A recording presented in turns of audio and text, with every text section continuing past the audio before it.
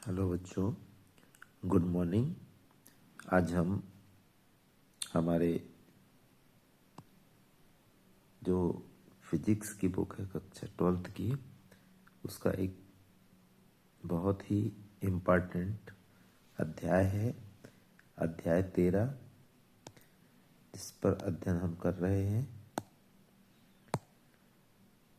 यह है आपका अध्याय 13, नाभिक, जिसके ऊपर आज हम अध्ययन करेंगे।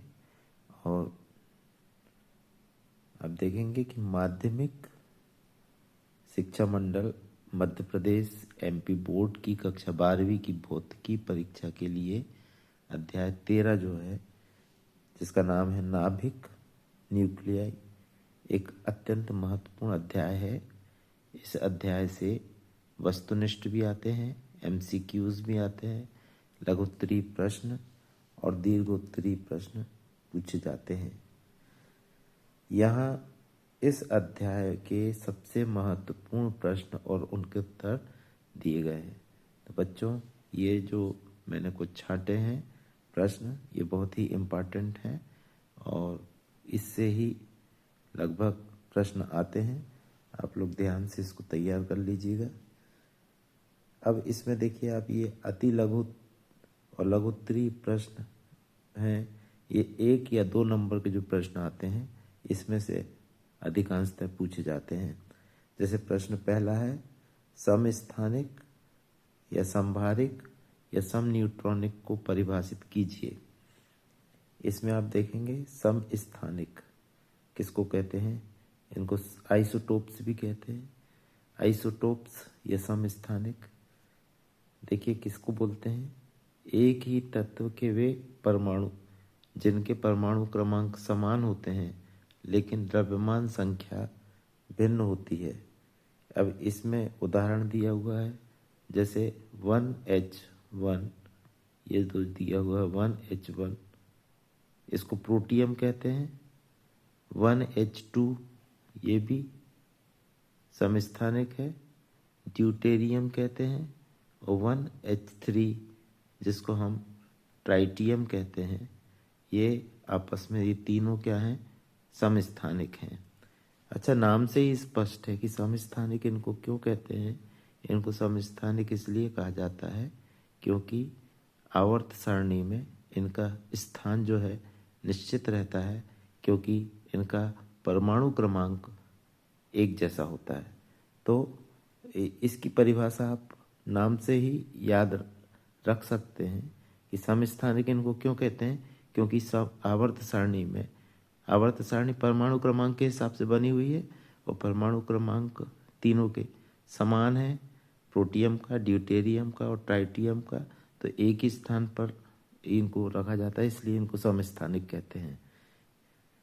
दूसरा है आपका संभारिक यानी आइसोबार्स, वे परमाणु जिनके द्रव्यमान संख्या समान होती है लेकिन परमाणु क्रमांक भिन्न भिन्न होते हैं। जैसे आर्गन है, आर्गन 18, आर्गन 40 और 20, कैल्शियम 40। यहाँ पर आप देखेंगे कि यहाँ पर 40 और 40 इन दोनों के द्रव्यमान संख्या समान है, लेकिन परमाणु क्रमांक जो कि ऊपर लिखा रहता है, ये परमाणु क्रमांक अलग अलग है आर्गन और कैल्शियम के। तो ये कहलाते हैं संभारिक, क्योंकि इनके जो भार हैं, द्रव्यमान संख्या है दोनों के 40 और 40 है। तो ये संभारिक का एक उदाहरण हुआ। इसके बाद समन्यूट्रॉनिक होता है एक।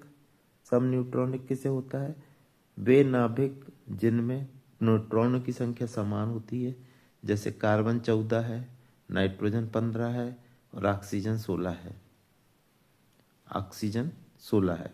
इसमें तीनों में आप देखेंगे कि ऑक्सीजन जो कार्बन 14 है, ये है 6C14। तो इसमें आप देखेंगे कि न्यूट्रॉन जो हैं, तीनों में न्यूट्रॉन 8 हैं। ये 14 में से 6 जाएगा तो 8 बचेगा। यहाँ पर देखेंगे नाइट्रोजन है 7N15 ये, और ऑक्सीजन 8O16, ये तीनों में न्यूट्रॉन क्या है 8 है, ये 8 है, ऋण 8 नहीं है, ये 8 है। न्यूट्रॉन की मात्रा हम कैसे निकाल सकते हैं? 14 में से 6 को घटा देंगे, यहाँ पे कार्बन में 14 में से 6 को घटा देंगे तो न्यूट्रॉन की संख्या आ जाएगी। नाइट्रोजन में भी 15 में से 7 को घटा देंगे तो न्यूट्रॉन की संख्या आ जाएगी, और ऑक्सीजन में भी 16 में से 8 घटा देंगे तो न्यूट्रॉन की संख्या आ जाएगी। तो आप देखेंगे तीनों में न्यूट्रॉन की संख्या बराबर आ रही है। अगला प्रश्न है, दूसरा प्रश्न है, बहुत इम्पोर्टेंट प्रश्न है। नाभिकीय बल किसे कहते हैं? इसके 2 गुण लिखिए। ये देखिए, नाभिकीय बल आप लोग पहली बार देख रहे हैं कि नाभिकीय बल किसे कहते हैं। तो नाभिक के भीतर जो न्यूक्लियॉन्स होते हैं, न्यूक्लियनों क्या कहलाते हैं? न्यूक्लियन। प्रोटॉन और न्यूट्रॉन को हम न्यूक्लियन कहते हैं। आप देखेंगे नाभिक के अंदर, कोई नाभिक है उसके अंदर प्रोटॉन भी रहता है और आपका न्यूट्रॉन भी रहते हैं। ये नाभिक के अंदर देखिए प्रोटॉन और न्यूट्रॉन भरे रहते हैं, और इनके बीच में एक प्रबल आकर्षण बल कार्य करता है, उसको हम नाभिकीय बल कहते हैं। मेरे ख्याल से आप लोग समझ गए होंगे कि ये जो नाभिक है आपका, नाभिक के अंदर जो आपके न्यूट्रॉन्स, ये न्यूट्रॉन्स हैं और ये प्रोटॉन्स हैं, ये भरे रहते हैं, और इनके बीच में जो प्रबल आकर्षण बल होता है इसको नाभिकीय बल कहते हैं। इनके जो 2 गुण लिखना है हमको, तो 2 गुण कौन कौन से हैं?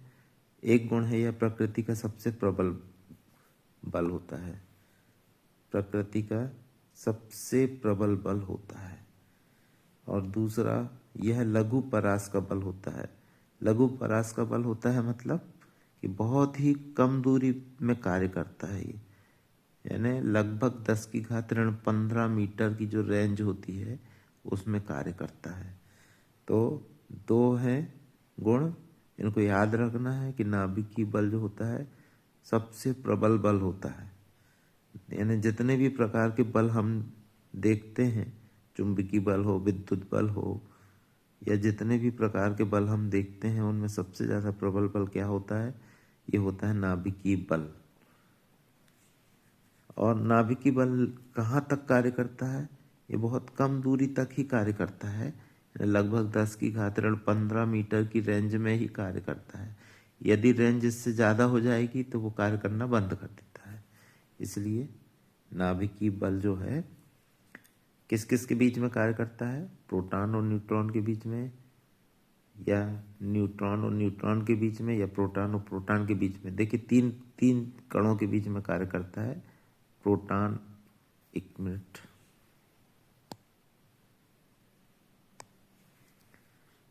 प्रोटॉन और प्रोटॉन के बीच में काम करता है, प्रोटॉन और न्यूट्रॉन के बीच में काम करता है, और न्यूट्रॉन और न्यूट्रॉन के बीच में काम करता है। ये 3 प्रकार के कणों के बीच में कार्य करता है, लेकिन इसकी रेंज जो होना चाहिए 10⁻15 मीटर की रेंज में ही कार्य करता है। अगला प्रश्न है, बहुत ही इंपॉर्टेंट प्रश्न है कि द्रव्यमान क्षति, मास डिफेक्ट से क्या तात्पर्य है? द्रव्यमान क्षति किसे कहते हैं? इसका उत्तर इस प्रकार से है, किसी नाभिक का वास्तविक द्रव्यमान उसमें उपस्थित न्यूक्लियनों के द्रव्यमान के योग से हमेशा कुछ कम होता है। इस अंतर को द्रव्यमान क्षति कहते हैं। इसे डेल्टा M से प्रदर्शित करते हैं। तो आप लोग समझ गए होंगे कि नाभिक के अंदर कौन कौन से न्यूक्लियॉन्स होते हैं। न्यूक्लियॉन्स यानी क्या होता है, नाभिक के अंदर जो होते हैं न्यूट्रॉन और प्रोटॉन होते हैं। हम पहले ही देख चुके हैं, यहाँ पर ये देखेंगे आप, नाभिक के अंदर जो न्यूट्रॉन और प्रोटॉन होते हैं इन्हीं को न्यूक्लियॉन कहते हैं। तो इनका जो द्रव्यमानों के योग जो होता है वो हमेशा कुछ कम होता है।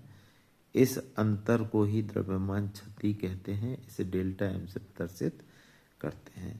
तो इस प्रकार से ये 3 प्रश्न लघु उत्तरीय प्रश्न हैं जो कि इम्पॉर्टेंट है। अब इसके बाद हम देखते हैं दीर्घ उत्तरीय प्रश्न। दीर्घ उत्तरीय प्रश्न में एक ये बहुत ही इम्पॉर्टेंट प्रश्न है, मोस्ट इम्पॉर्टेंट प्रश्न है। इसको भी आप लोग बढ़िया तरीके से कर लीजिएगा कि क्या होता है, नाभिकीय विखंडन और नाभिकीय संलयन में अंतर स्पष्ट कीजिए। ये वाला प्रश्न है, नाभिकीय विखंडन और नाभिकीय संलयन में अंतर स्पष्ट कीजिए। तो ये देखिए, आप इस प्रकार से कॉलम बनाकर लिख सकते हैं। ये गुण है, गुण में क्या है, परिभाषा। तो दोनों में परिभाषा में अंतर है कि नाभिकीय विखंडन में क्या होता है, एक भारी नाभिक होता है जो 2 हल्के नाभिकों में टूटता है, उसको नाभिकीय विखंडन कहते हैं। जबकि संलयन में क्या होता है, उल्टा होता है, 2 हल्के नाभिक मिलकर एक भारी नाभिक बनाते हैं। देखिए दोनों में उल्टा है। विखंडन में भारी नाभिक 2 हल्के नाभिकों में टूटता है, जबकि संलयन में 2 हल्के नाभिक मिलकर एक भारी नाभिक बनाते हैं। दूसरा है ताप। जो नाभिकीय विखंडन है यह सामान्य ताप पर संभव है, सामान्य ताप पर संभव हो जाता है नाभिकीय विखंडन। जबकि जो नाभिकीय संलयन है इसके लिए अत्यधिक उच्च ताप की आवश्यकता होती है। ये ध्यान रखिएगा कि जो नाभिकीय संलयन है वो आसानी से नहीं होता है, उसके लिए अत्यधिक उच्च ताप, और वो उच्च ताप क्या होता है, 10⁷ केल्विन तक का ताप होता है। ये इसका रेंज जो होता है 10⁷ केल्विन का रेंज होता है। तीसरा है ऊर्जा। प्रति विखंडन ऊर्जा अधिक होती है। ये ध्यान रखिएगा, जो एक नाभिकीय विखंडन होता है उसमें ऊर्जा अधिक होती है, जबकि प्रति संलयन ऊर्जा विखंडन से भी बहुत अधिक होती है। ये ध्यान रखिएगा, इम्पोर्टेंट है कि विखंडन में ऊर्जा अधिक तो होती है, लेकिन संलयन में विखंडन से भी ज़्यादा ऊर्जा होती है। अब उदाहरण क्या है, तो जो नाभिकीय विखंडन के उदाहरण है परमाणु बम और नाभिकीय रिएक्टर होता है। और नाभिकीय संलयन में उदाहरण क्या है, हाइड्रोजन बम होते हैं और सूर्य और तारों की ऊर्जा जो होती है। तो हम जानते हैं कि सूर्य और तारों में जो ऊर्जा होती है वो नाभिकीय संलयन से होती है, प्राप्त होती है। अब इसके बाद अगला जो टॉपिक है, ये 5वां प्रश्न, ये है आपका बंधन ऊर्जा।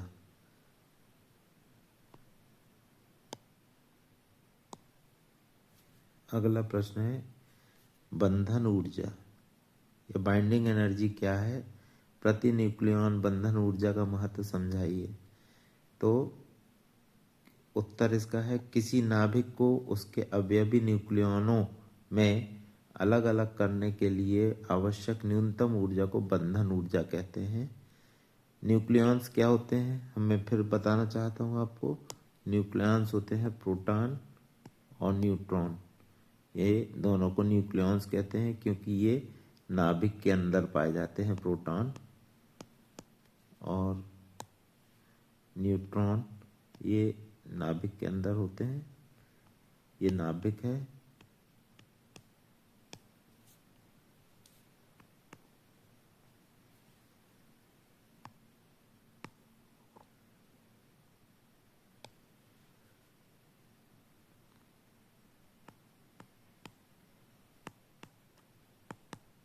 ये नाभिक है। नाभिक के अंदर आपको प्रोटॉन और न्यूट्रॉन मिलते हैं, इसलिए इनको न्यूक्लियॉन कहते हैं। तो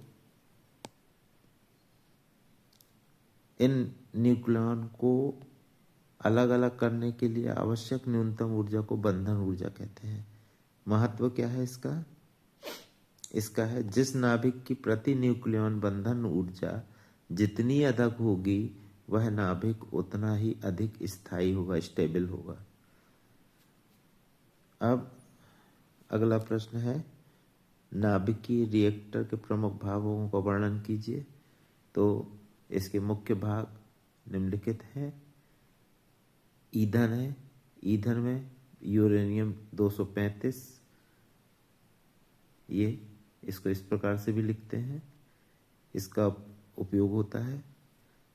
मंदक यानी मॉडरेटर क्या होता है? न्यूट्रॉन की गति को कम करने के लिए भारी जल या ग्रेफाइट का उपयोग करते हैं। तीसरा होता है इसका नियंत्रक छड़ें, न्यूट्रॉनों को अवशोषित करने के लिए कैडमियम या बोरान की छड़ें होती हैं। अगला है शीतलक, कूलेंट, उत्पन्न ऊष्मा को बाहर निकालने के लिए जल या पिघली हुई सोडियम का उपयोग करते हैं। इसमें याद रखने योग्य महत्वपूर्ण सूत्र क्या है? यह है R बराबर R0 a⁻1/3, जहाँ R0 का मान जो होता है वो लगभग इक्वल टू 1.2 इंटू 10⁻⁻15 मीटर होता है। आइंस्टीन का द्रव्यमान ऊर्जा संबंध क्या होता है? ये ध्यान रखिए, E बराबर mc² होता है। ये सूत्र याद रखिए, बहुत इंपॉर्टेंट सूत्र है। E बराबर mc² होता है आइंस्टीन का द्रव्यमान ऊर्जा संबंध। और एक AMU बराबर क्या होता है? ये होता है 931 मेगा इलेक्ट्रॉन वोल्ट। तो इस प्रकार से इस संख्या को आप याद रखिएगा। और ये लगभग 20 मिनट का ये जो हमारा ये चैप्टर था, इतना ही आप पढ़ लेंगे तो बहुत इस चैप्टर में आपको कंप्लीट करने में सहयोग मिलेगा। धन्यवाद।